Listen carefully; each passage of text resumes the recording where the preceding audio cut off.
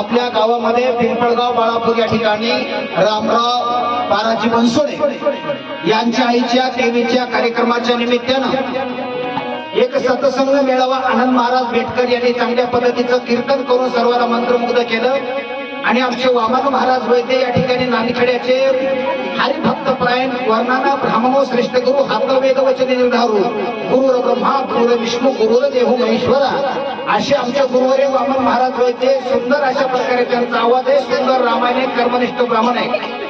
रामायण करण्यामध्ये रामायण सांगण्यामध्ये त्यांचं आयुष्य गेलेलं आहे.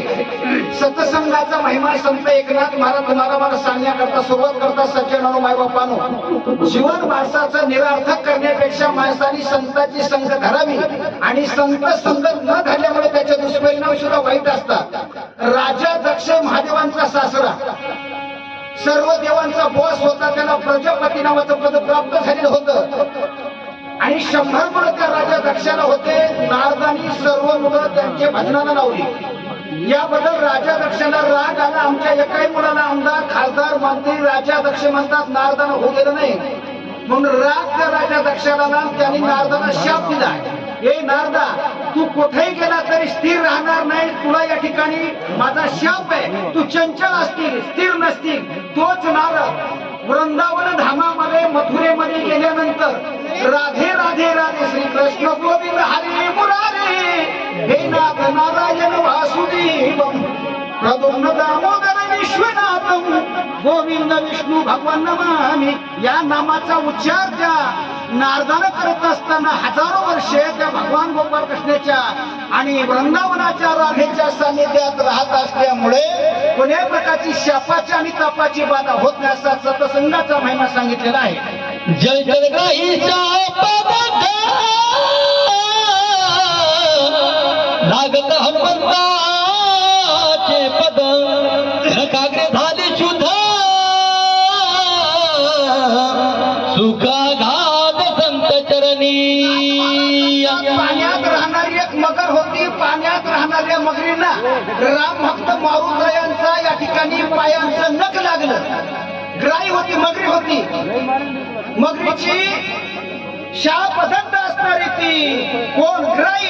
मारुतराच्या पायाचं नख लागलं. संत चरण रज लागता सहज वासनेचे बीज जळूनी जाय मग राम नामे उपजे आवडी. या पद्धतीने त्या मगरींना एक सुंदर अशा प्रकारे शापजन्य केले शरीर सोडलं आणि काय करते ते ऐका.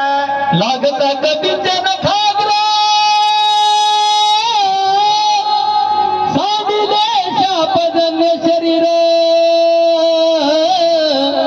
लाहून या वजब सुंदर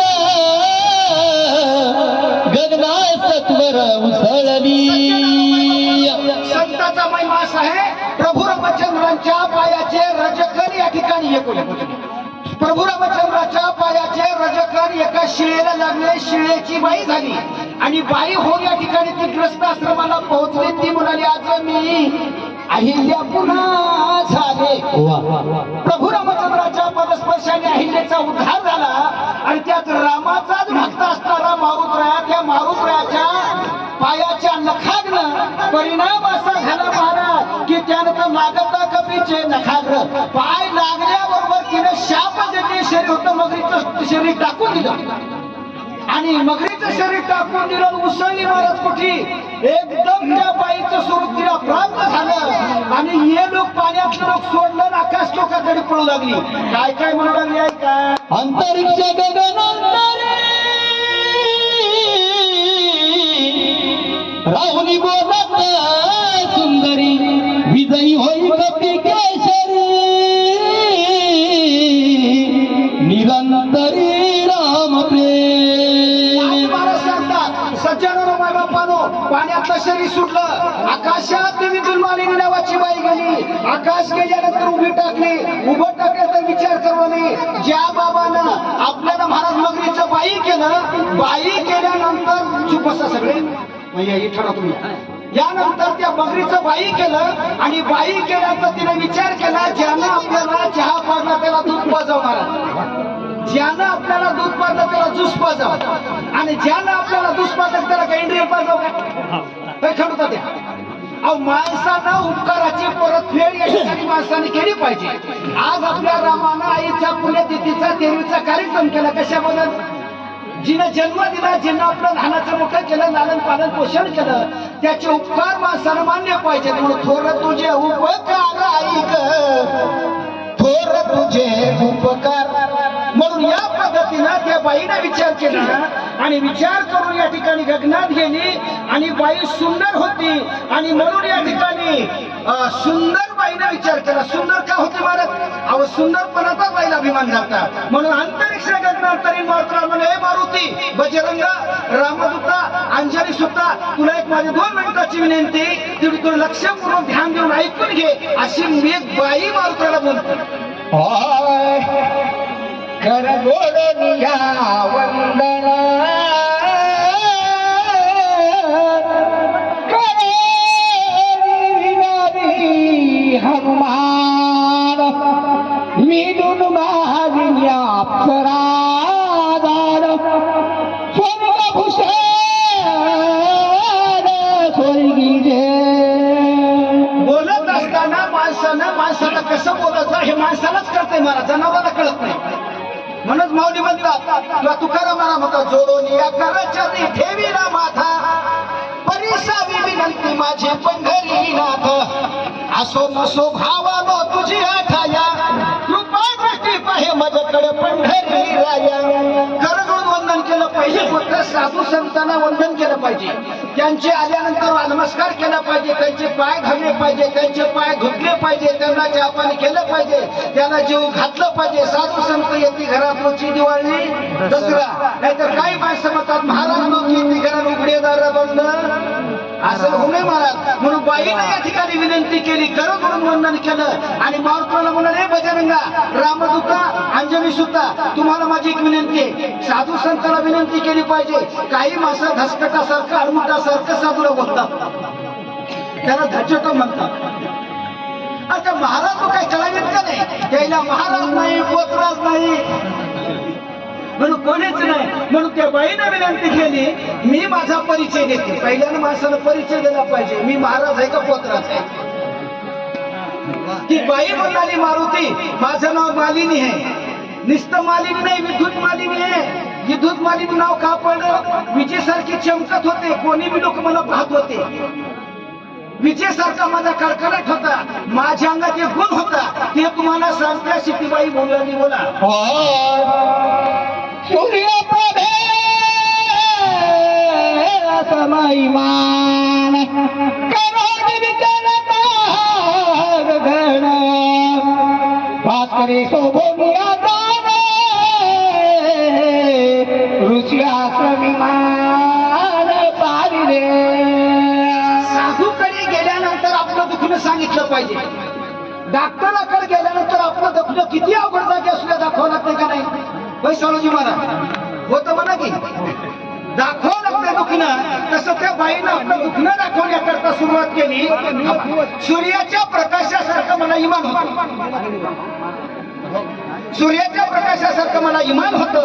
त्या इमानात मी बसले आणि इमानात बसून मी जाता जाता या ठिकाणी काय झालं, जात असताना या ठिकाणी मला एक अभिमान आला, सूर्यच नाही चमकायला, मी चमकणार नाही का? अशा पद्धतीने या ठिकाणी अशा पद्धतीने त्या विद्युत मालिनी बाई बोलले, सूर्यप्रभे समयमान करुणी विचारता गगन. सूर्याच्या प्रकाशासारखा इमानात गेले, सूर्य लोकाबरोबर गेले. सूर्य लोकात मी फार्म दाखल केला आणि सूर्य म्हणलं, बाई नाहीच करायची घाई, हिला काय लाज वाटत नाही. म्हणून त्या सूर्याला रागानं माझ्या इमानाला धक्का दिला, अशी ती बाई बोलू लागली. बोला.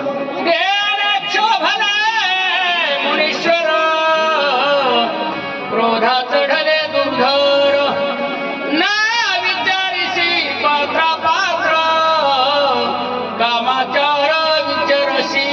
माणसानं महाराज कोणाची बरोबरी करू नये. माणसापाशी 4 पैसे आले, माणसापाशी जराच्या अंगात शक्ती आली, थोडंफार काय आले की नाही माणसं अभिमान करतात. मात्र माणसं मोठी ते मोठीच असतात.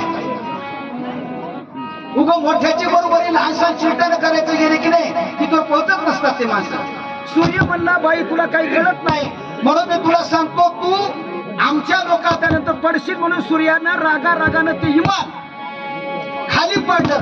ते एका कुंभमेळ्यात पडलं.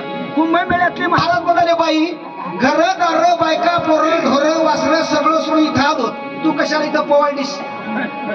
त्या महाराज लोकांनी मला शाप दिला, आमच्या लोकात आली म्हणून तू पाण्यात जाशील, खेकडा वाशील आणि मासोळ्या खाशील, असा त्या महाराजांनी मला शाप दिला.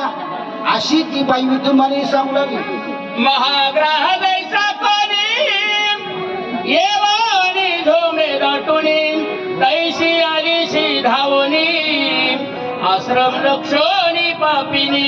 एखादं खायचं खाद्य मिळाल्यानंतर ज्या पद्धतीने या ठिकाणी एखादा प्राणी धावून जातो, तसं माझ्यावर खाण्याच्या निमित्तानं धावून आलीस.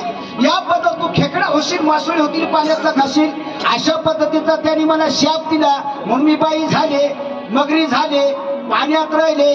अशा पद्धतीची विद्युत माली नावाची बाई सांगू लागली. ग्रहाशी धावसी ते तुम्हा ग्राही होशी शापिले वेगे शितेने ग्रहत्वाशी पावले. ग्राही होशील म्हणून अशा पद्धतीनं शाप होता. म्हणून या पद्धतीनं अशा प्रकारानं मी मगरी झाले. कशामुळे झाले? माझ्या कर्मानं झाले. माणसं गरीब होतात, माणसं भिकारी होतात, माणसं मुख्य होतात, माणसं आंधळे होतात, माणसं या ठिकाणी दुःखी रोगी होतात. याचं कारण ज्याचं कर्म त्यालाच असते.